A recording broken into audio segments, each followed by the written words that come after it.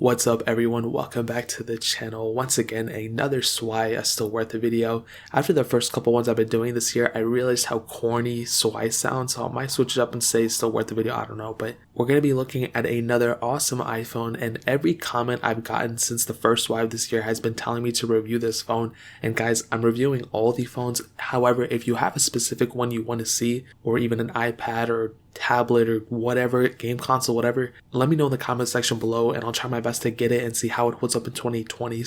But the specific device we're talking about today is the iPhone 7. This is one of my favorite iPhones. I own the bigger one. I've owned every iPhone, but I used the bigger one, the 7 Plus, for a really long time, or a really long time in my standards, which is like 6-7 months, and I enjoyed that phone a lot. And the iPhone 7 is more or less the same, and there were some huge innovation changes with the iPhone 7 that we'll talk about in a second that really changed the way Apple is moving towards the future. So, however, starting off with the front, it's the same old familiar design we know. It's really one of the things that didn't change with most of the iPhones that are being released. We have a 4.7-inch IPS panel. It is a retina screen, whatever that means nowadays, and it was 750p by 1334, so that was a screen resolution. And holding it now, I do think it's still a pretty decent panel for the age and the price of it. These things aren't costing $699, $799 like they used to. However, the biggest flaw in this whole entire lineup, especially with the iPhone 7, is the bezel around the display. It just doesn't have a really good looking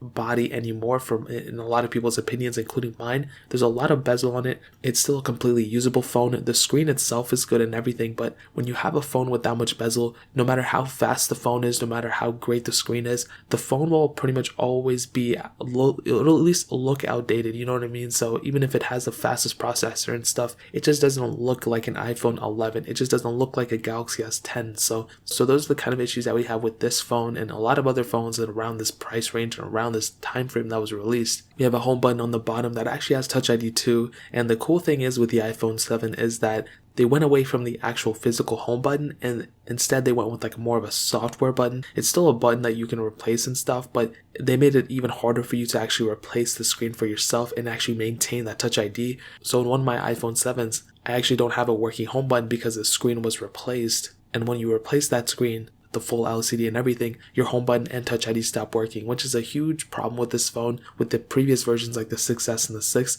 if you replace that screen, the home button, Touch ID would all still work for the most part. Maybe not Touch ID, but at least the home button would work. In this case, you would have to get the home button, I believe, on the LCD from the original LCD and then go from there. I'm not really even too sure, but that's one of the worst things about this phone for sure. On the bottom, a lightning port and no headphone jack. This was the first iPhone to bring no headphone jack, and we can see that every single iPhone after that hasn't had a headphone jack, and this phone was the first one to bring it up, which was pretty interesting. I mean, it was really a bad thing for a majority of people, but for most of us, I think we got over it. I'm not really too sure. I'm definitely over it, but I'm sure there's still some of you who haven't gotten over it yet. On the back, no glass back, just a regular aluminum whatever build and the single camera setup. A really cool thing about this iPhone though is that it was the first iPhone to bring any IP certification. This and the iPhone 7 Plus both got IP67 dust and water resistance, which is really cool, and that really pretty much covers it on the outside. It still, holds up for sure. The biggest downside would probably be the front of the way it looks, but again, that can be overlooked by a lot of people. I'm sure a lot of people understand that, oh, that's just an iPhone he has or iPhone she has, so it's really not like you have like some weird generic phone. I mean, it's the iPhone 7, so a ton of people owned this phone when it came out. Now moving on to the software side of things, this thing was released with iOS 10.0.1. We are able to upgrade it to iOS 13.3, which is the latest version. However, if you're watching this a couple months down the line, probably iOS 14 is going to be coming out soon. And to answer the question, is the iPhone 7 getting iOS 14? 100% yes, the iPhone 7 is going to be getting iOS 14. So this phone is going to be lasting all of up until now, until June, and then once iOS 14 betas come out, it's going to get from that until the next year as well. So this thing still has at least another year and a half of support. However, we saw that the iPod Touch 7th generation got released a little bit, I think midway through last year, something like that, in 2019 or sometime. And that iPod has the same exact chipset as the iPhone 7, so that makes me think that the iPhone 7 might actually get an extra version of software on top of iOS 14, so it could get iOS 15, but I'm not too sure. I've been saying that, and I think it's 100% accurate. The way I think about it, I've seen other times Apple has done the similar things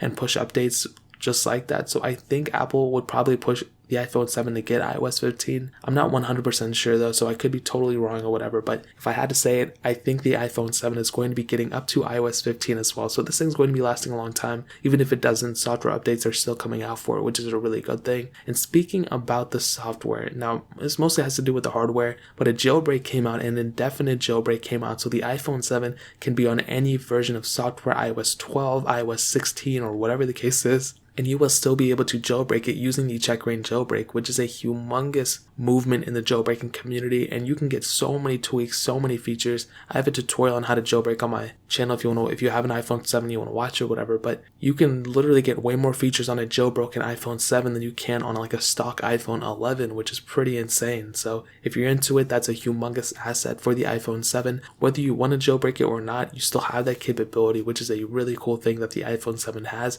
that even the newest iPhones like the iPhone 11 or 10s or 11 Pro, those phones don't even have that. So that pretty much covers it up for the most part in terms of the software. Now let's go and hit on the performance side of things. Now the iPhone 7 has the Apple A10 Fusion chip, a quad-core CPU, and there were 3 different versions of the iPhone 7. There was a 32, 128, and the first time we ever saw a 256 gig variant on an iPhone was with the iPhone 7, and all those models had 2 gigabytes of RAM. And what I can tell you is, in terms of the performance, I think it's a pretty fast phone. I think it gets the job done, but I don't think it was like a crazy upgrade in terms of speed and everything from the iPhone 6s, even though it has a quad-core processor instead of a dual-core. But I think early on we kind of saw it, but now apps are getting more and more demanding, and I kind of see the same slowdown and the same speeds on both phones. Once I do my 2020 comparison of both phones, then you'll kind of see what I'm talking about. But the iPhone 7, it's still a very fast phone for the price and for the age, so it's not like a huge deterrent. Like, I'm not knocking it on the performance, but just know that as phones and apps become more and more demanding, and we get phones that have 4 gigabytes of RAM and 6 gigabytes of RAM, at least iPhones, these app developers are developing those games and apps and everything for the newest and latest iPhones. So just kind of keep that in mind. They're not necessarily keeping the iPhone 7 in mind when they're developing those things. They're keeping in mind the 11, the 11 Pro, and all those ones. So I think performance is good enough. I think, going from day to day, I think you'll definitely be satisfied. But if you kind of are somebody who uses their phone a ton and you need 20 apps in the background, and you're always like on your phone and this and that, I think I could see somebody complaining about the performance at some point, but I don't think it's that big of a deal. I think, like I said, it's kind of a little bit better than the 6S, but not like a crazy amount. And the 6S was okay, so I think the performance is good enough. I think it's, on the better side of things. I'm not complaining about it, but I think here in the next couple months, or at least like in the next year, we're going to see some massive slowdown, in my opinion. I could be wrong, but that's kind of what I'm saying. So that pretty much covers it up in terms of performance. Now, hitting on the camera, this thing has a single 12 megapixel camera on the back and a 7 megapixel camera on the front. Now with that back camera, I think the quality of photos are good. You can shoot 4K videos, 1080p at up to 120 frames, and I think it gets the job done for sure. But the biggest problem, as I've stated before on all these older iPhones, is that it's not necessarily the video resolutions or the quality of the photos or the lack of software features, which is kind of all 3 of those things. The biggest problem of this specific phone and all these older iPhones is the lack of hardware features. So there's no telephoto lenses, there's no ultra wide sensors, there's no nothing like that, and you can't really mimic those things in software. So because of that, the quality and video resolutions and everything might be okay, but you're kind of missing out on all those things like portrait mode, which kind of uses a secondary lens, and all those different little features like that. So the quality of the photos are pretty good, the video shoots really well, and I think audio quality is pretty good on the iPhone 7, but you are missing those specific telephoto ultra wide lenses like I stated. So take it how you will, but that's kind of how I'm seeing that. Moving on to the battery life, this thing actually has a 1960 mAh battery, which actually isn't that bad. It's a pretty decent sized battery. However, what I will say is that this thing has deteriorated a little bit. If you're not getting it brand new, which I don't think a lot of people are, the battery life and battery health has probably went down a bit. So it's probably not at the full 1960 milliamp hour battery. It probably deteriorated like 20%, so it might be like an 80% battery health, or maybe even less than that, who knows. But at the end of the day, it is what it is. It is a battery, so it's not easily removable, but you can replace it. I've replaced my battery on my iPhone 7. It's not a completely hard process to do, but you kind of need to know how to take apart an iPhone and just follow a tutorial. Like, it's not that bad. But in terms of battery, you'll be kind of okay. I mean, again, like I stated, this wouldn't be my first choice of using a phone with the battery, but it gets the job done for the most part, and I probably wouldn't complain about it too much, but I feel like towards the end of the day, I would definitely be running to like at least like 10% every single day. So To kind of sum up this whole entire video and to answer the question, is the iPhone 7 still worth it in 2020? What I will say is, I do think the iPhone 7 is still worth it for a vast majority of people. I think it's a very good phone. I think it gets the job done. I don't think there's anything too crazy going on with it. A lot of people were having hardware defects with the iPhone 7, but I'm not too sure where it stands now. I mean, I've heard a lot of those issues have went away in terms of software, so there's still those audio IC issues and stuff, but I think for the vast majority of people, I think getting an iPhone 7 would definitely be a